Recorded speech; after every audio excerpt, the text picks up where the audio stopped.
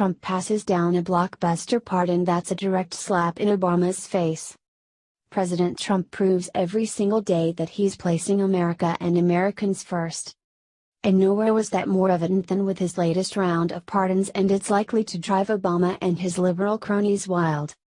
President Trump has pardoned the 2 Oregon ranchers who were forced back to prison to serve out a mandatory sentence required by anti-terrorism laws for a fire that leaked onto a small bit of public grazing land. From Daily Caller. President Donald Trump pardoned 2 Oregon ranchers forced back into prison in 2016 to serve out the rest of the mandatory minimum sentence required under an anti-terrorism law.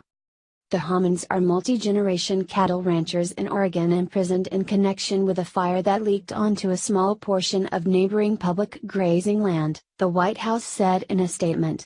The evidence at trial regarding the Hammonds' responsibility for the fire was conflicting, and the jury acquitted them on most of the charges.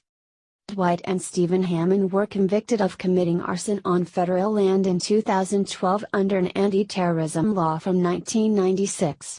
The U.S. District Court judge who sentenced the ranchers believed the mandatory minimum sentence was too harsh, thus both men served short stints in prison.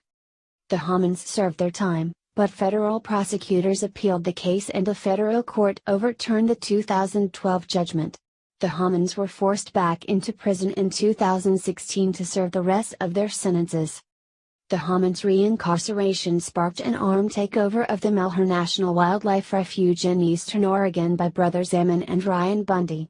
An armed standoff between the Bundys and law enforcement ensued. Protect the Harvest, PTH, agriculture advocacy group, has been lobbying the Trump administration to commute the Hammonds' sentences, arguing forcing them back into prison was unjust.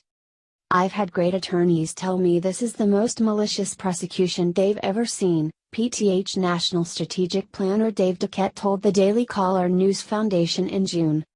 The travesty is what they were tried under. Not whether they started a fire. They admitted to starting the fires, Duquette said. Trump has so far issued 5 pardons to include conservative activist Dinesh D'Souza and former Bush administration official Scooter